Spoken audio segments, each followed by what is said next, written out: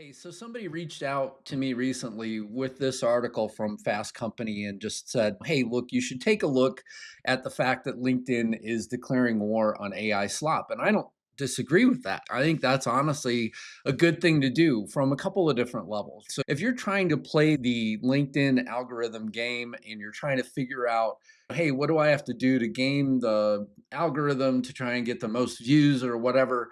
I don't think that's something that any social media brand really wants associated with them. If you're trying to just pump in content for content's sake, and let's say, I don't know, if I wanted to have 20 posts a day and they were all non value add and it's just pumping in information into their platform that just muddies the water for everybody else.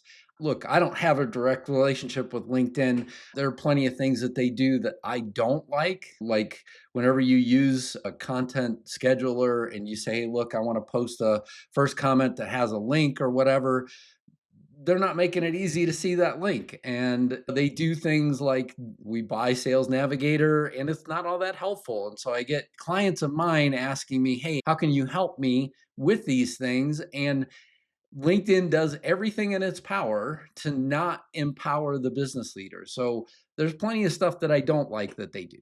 On the other side, though, if all you're doing is trying to create content for content's sake, I can tell you that I support that as well. If the whole idea that you have is that, hey, look, I'm going to use AI and automation and I'm just going to feed every last thing in the platform possible to deprecate everything else around me to just be more and more visible, I can tell you that I support this idea in that sense.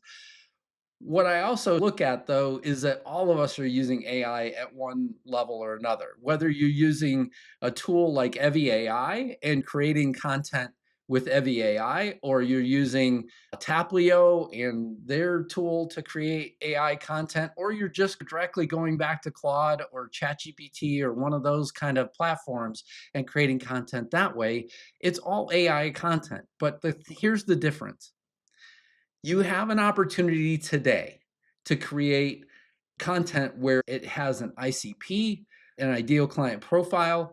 It has a brand identity, so it knows exactly how to talk about your company. Maybe it even has a visual identity where it has the ideas of your colors or how you want your visual identity to come across. And even in terms of your voice, you can either use a writing voice. So let's say that I have lots of blog posts that I've manually typed in and I've had done some maybe cleanup with Grammarly or some of those types of tools to try and bring my ideas to life. I don't think using AI in this case is any different whenever you're going that far, right? If you're going to load all of those elements and you're going to then put in your idea and say, "Hey, look, I want this article to look and sound like it came from me," that's a different kind of game than, hey, look, I want to create a million posts about digital marketing because I'm focused on digital marketing and I want all of them posted tomorrow. They're two different things that I hope is coming across in this. And so my thought is, and this kind of rubs me a little bit wrong right now, because if you watch every other YouTube video right now that's out about digital marketing, the number one thing that everybody's talking about is brand. And I can tell you that most of the people that I talk to about brand have no idea even what it is. Because let's say that you're just getting started and you have a company that is brand new. The biggest things in terms of brand that you need to make sure of, one is that whatever it is that you want to be known for is clear.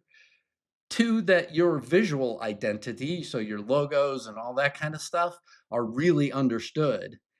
And other than that, you need a manifesto. And what I mean by that is, what do you stand for and what do you stand against? What are those two things? If you can explain that to somebody, you have a fighting chance in getting content across that doesn't look like AI slop. You want content that comes across as you. As you're thinking about this idea of how does the manifesto then work, right? How does it have this one area where you're strongly saying I support this and where I am completely against this sort of thing. It could come across in your everyday post. You could load into whether Claude Cowork or it's Claude the chat version, you could have it develop everyday posts and you can automate all of this as well, right? You could automate these sorts of things as well. You could load the markdown files back into the areas of the automation so that then again it's creating everyday posts so that it doesn't come across as AI slop, which is where I think LinkedIn is mostly coming from. And they're not telling us on purpose, right? They don't want you to come back and game the capability that they're developing. So they want to make sure that at the end of the day, that the stuff that they have is clear, that it has a way of providing a clear way to filter out this kind of sloppy content. But right behind it, though, I would come back and I would say, hey, look, if you're using all of these things to your advantage and you're saying, hey, look, I want to have everyday posts that are written by AI, but clearly mine, and I'm going to support the AI with this and this, then fine. But this has more personal kind of connection. I would tell everybody though, and I constantly am telling people this that newsletters. So if you go into the newsletter section of LinkedIn, you have an opportunity to then get your idea out and then get it out in the world in a way that connects directly with people that do connect with your content. So newsletters are a great way to get things out there. Other content could be things like developing carousels or whatever, but these things could be AI supported, right? So you have AI supported content that you're developing, and carousels perform really well.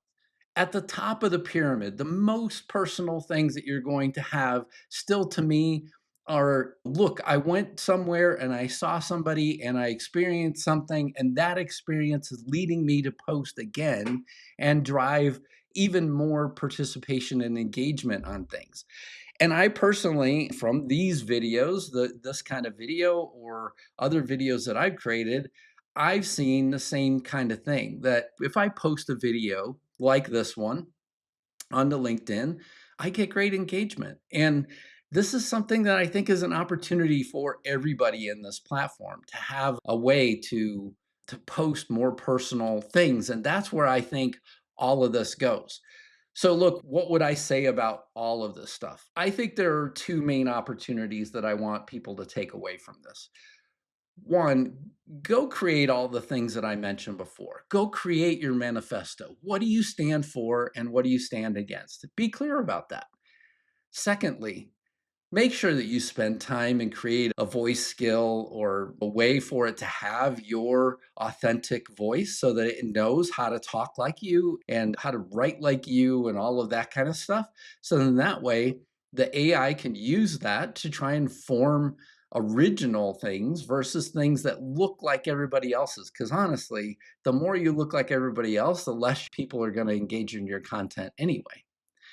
The third part of this, though, is having those other elements, the things that you sprinkle in that are unique to your company, to your brand, to everything else. Those are the main things that I would say to focus in on. And like I said, to me, a brand is when people think about you or think about your content, how do they associate that with the logo, with the way that you show up? How do they do that? And that is your brand. And unfortunately, for all these people that are spending hours and hours creating content about brand, that's essentially what they're trying to get across to you. But I have a feeling that there's just a lot of people that don't really understand this. I've had people that are brand new in creating a company telling me, hey, look, I need it to represent the brand. I need my post to represent the brand. The only way to do that is to create a brand identity and to create a visual identity and to create a voice file and all that kind of stuff to feed to the AI. And we've been doing it for about 2 years now. So we've been feeding in brand identities since I think roughly 2004. And more or less now the AI capabilities are here where you can actually have that capability built in the memory of AI and just reuse it over and over again.